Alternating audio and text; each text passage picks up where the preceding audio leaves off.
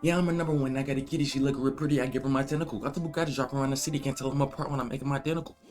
Then a little Uzi playing with the hearts of my name on the charts and standing spectacle. Whoa. And I'm just festival. Let's run me like Mrs. Incredible. Chicken. How y'all boys doing, man? How the fuck y'all boys doing? It's straight off the wake up. I just wake up at 2:27. So I'm saying, I woke up at 2:27. So I'm saying, talk to my dude. So I said, woke up, brush my teeth, everything. So I said, re-rap tech. Yo, y'all ain't gonna see the bitch till I pop out with new fit. I ain't gonna see the hoe till I pop out with new fit. So hell yeah, some shit. I'm not gonna take it off on stream. I'm not gonna take it off YouTube. Nigga, the first time you gonna see this tattoo is on Instagram. So I'm saying, 10K Miller, y'all know the Instagram. So I'm saying, um, yeah, but how y'all boys been? So I'm saying, did y'all pray today? Did y'all pray today? I didn't even pray today, but I just woke up. I'm finna pray after they bid, and I got stuff to do today. I gotta fix my whip.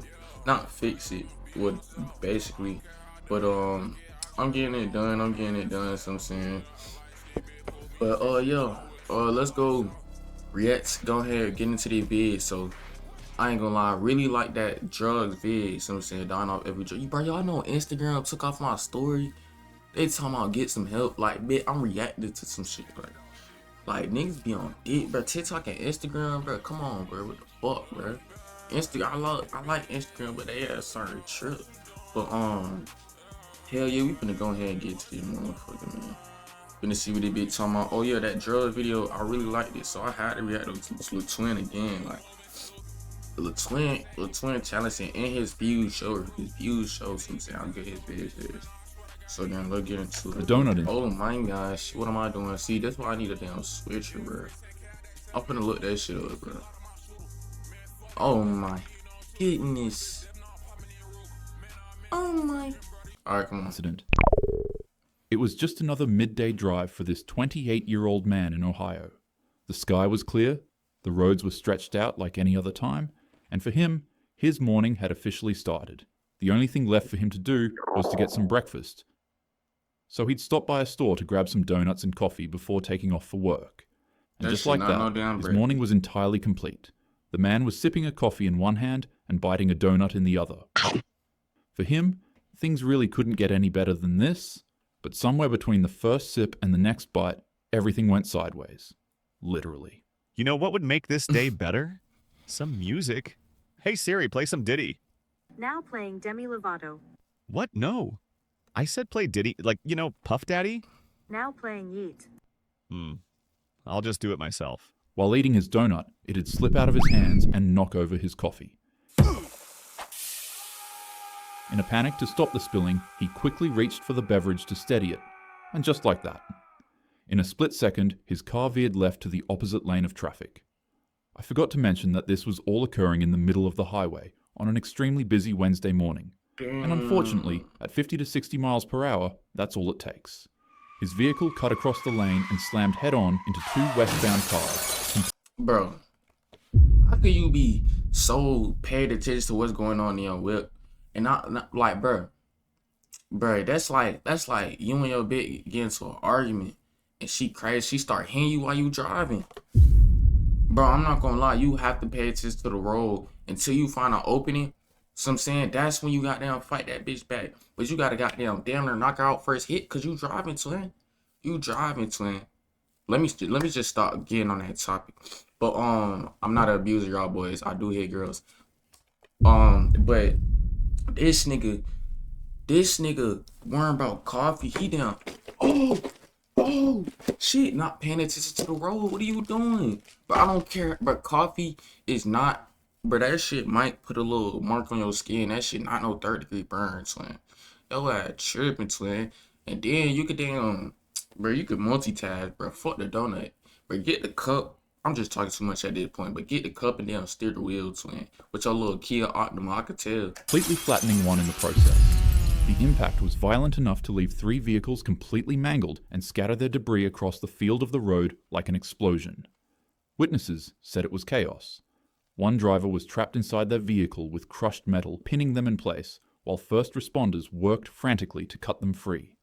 As for the flattened car, It sat in the ditch with its Why the first responder looked like he had a car crash too?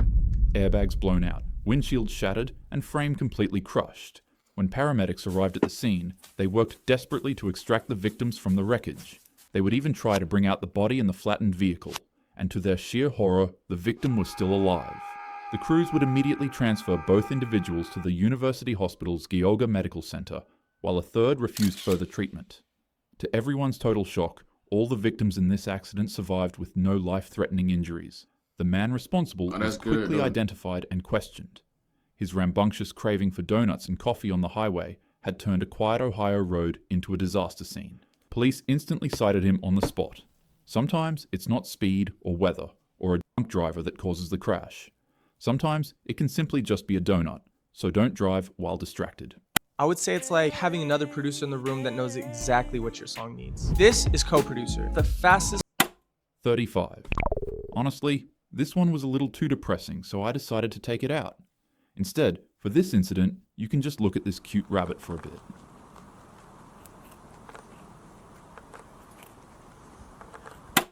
Hell Train. It was the evening rush on February 3rd, 2015 in Valhalla, New York. Commuters boarded the Metro North train that was headed for the suburbs after a long day in Manhattan. At the same time, a 49-year-old mother from Edgemont was behind the wheel of her Mercedes SUV. She had just left work and was cutting through unfamiliar backroads due to an earlier accident on the highway. She approached the Commerce Street crossing, a dangerous grade-level track where warning lights flashed and gates descended. But instead of stopping, as you might have already guessed, her SUV ended up in the worst place possible, the tracks. Like any other normal person, you'd think that she would reverse her car out of harm's way, right? Well, you'd be wrong. Instead, she drove forward, accidentally stopping on the rails as the crossing gate came down behind her, pinning her vehicle into one place. She panicked quickly, trying to find an escape, but without a second to react, headlights pierced the dark. The Metro North train, carrying hundreds of passengers, slammed into her SUV with catastrophic force. Bro, am I tripping or people like this don't deserve this shit? Like, bro, it's no way you driving on the train track, bro. You see the lights flashing though, but you, what I'm saying, you trying to beat it. You trying to beat that bit. It's like, bro, but that's like seeing a red light. Bro, that's not even a red light because there's no train twin. Bro, like, I ain't gonna lie, people like that, I feel like they low-key got it coming, twin. There's no way. It's like all the red flags and you still ignore it. It's like you the nigga who bitch getting fucking dog, getting cracked, and you ignoring all the red flags. You a Travis Hunter. All these niggas who be dying be Travis Hunters, twin. Come on, bro. The impact drove the 5,000-pound vehicle nearly 1,000 feet up the tracks before ripping it apart. But that's only the beginning of what made this situation so terrible. When the train impacted her car, the rails snapped off the ground and speared through her SUV, right into the train's passengers. These rails would shoot up from the floor and send fire and sparks exploding onto the passengers. The first carriage completely erupted into flames as metal debris tore through windows and seats like shrapnel. At the rear of the train, riders only felt a slight bump, but up at the front, it was a pure nightmare. Smoke filled the cars, people screamed, and sections of rail shot through the cabin like burning javelins. People desperately clawed at jammed doors, but the heat was unbearable and too suffocating. The smell of burning seats, fuel, and flesh is all that survivors could remember when trying to escape. The scene was described as literal hell on a train. When the fire finally died down, 6 people were gone and 15 others were severely injured. The SUV was obliterated, and the train was left mangled. Alright, bro, look at this picture, bro. Let's look at this dumbass shit. Bro. She's driving on a train tracks, right? Bro, the train be at least like, I'll say like, at least 2 truck lifts, twin. 2 big ass truck with the trailer on the back. Before you even see that bitch. When that bitch be all the way down there, be coming. Twin, it's no way you gonna stay right there. Even if the thing is pulled down. Bitch, her rich ass probably had that AMG too. Bro, you can get up out that bitch. You can, her ass was just panicking, so I'm saying. And then trying to get out. How the fuck do you not even get out fast enough, twin? How? Ow. SUV was obliterated, and the train was left mangled and scarred by the flames. This remains the deadliest crash in Metro North Railroad's history, and the moral is as simple as it is brutal. When you're on the road, always be attentive and learn to react quickly. Most of the time, roads are actually pretty boring, and honestly, they don't really have crazy things like this happening all the time, but in the rare case you end up in a situation like this, be prepared and always act fast. Guillotine. The stands were packed. Families, fans, and journalists gathered shoulder to shoulder, watching the 24 hours of Le Mans. Cars from Mercedes, Jaguar, and Ferrari screamed down the straightaways, pushing limits that the track itself had never been designed to handle. Then came lap 35. Mike Hawthorne darted toward the pits, braking hard in front of the Austin Healey driver. Macklin swerved to avoid him, but in doing so, he moved directly into the path of Pierre Levey, who was going at over 120 miles per hour. What happened next was unfortunately pure carnage. Levey's car struck Macklin's rear end and was launched into the air like a missile. The man's car literally started flying, and of course, it'd be aimed at nothing other than tightly packed crowds of bystanders enjoying their favorite cars racing on the track. The Mercedes would... I ain't even gonna count. This besides the point. But bro, I literally think crashes happen because of slow drivers. I'm dead ass. Especially in Atlanta, bro. Niggas be too impatient. Niggas be driving slow as fuck. So niggas be trying to switch lanes, but another nigga driving faster than you driving. And that's how y'all, so I'm saying. Sometimes they be switching lanes at the same time, cause both of them are going slow on the right lane and the left lane. So it's like that one lane in the middle, you going, so I'm saying. Y'all niggas thinking of turning at the same time and shit.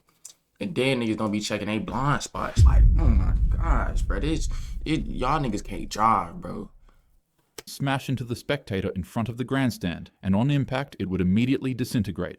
The car's heaviest components like the engine block, suspension, and radiator tore free and hurled into the crowd with the force of artillery shells, obliterating dozens on impact. However, the worst part was the hood. It was sharp, silver, and launched out of the car the fastest, making it form a spinning motion like a saw blade. The hood would fly into the crowd and sever the heads of multiple spectators watching in the stands. Survivors would later describe this scene as the hood decapitating tightly jammed spectators like a guillotine. By the time the smoke cleared, at least 82 people were gone and hundreds more were injured. This event would later on become known as the 1955 Le Mans disaster, and it would remain the most catastrophic accident in racing history. A little fun fact about this event is that the organizers wouldn't allow the race to stop. They'd ensure that the drivers kept competing so that the venue didn't ensue into a mass panic and block medical responders from being able to enter in. This event would be so shocking to the world at the time that multiple countries across Europe banned motorsports altogether until safety standards could be improved. No matter how exciting or important something feels in the moment, it's never worth risking lives by ignoring safety. One bad decision can hurt not just you, but everyone around you. Bro. Don't speed, don't be distracted while driving, and always drive safely. With that being said, have a happy day. Y'all boys, man. I ain't gonna lie, bro. I'm low-key one of the bunny, bro. I'm too scared of them bitches. They look like demons, bro. Especially the white ones with the red eyes, bro. Them hoes, like even the Reese's, bro. The Reese's cup, the commercial, they used to have a bunny on that bitch. I was like, bro, I do not fuck with their ass. I don't know why I feel like they some demons, but damn. Hopefully y'all enjoyed that vid. So I'm saying every time I watch this nigga vid, it's just interesting, man. Like, so I'm saying I fuck with it, y'all nigga. Hopefully y'all mess with the vid, y'all boys. Y'all have a blessed day. Y'all have a blessed day, so I'm saying. And yeah, I'm most likely gonna try this bit today, cause I couldn't record yesterday cause my internet was fucking tripping, bro. I'm tired of that internet shit, bro. But yeah, I'ma catch y'all boy later. I'm probably finna cop 2K26.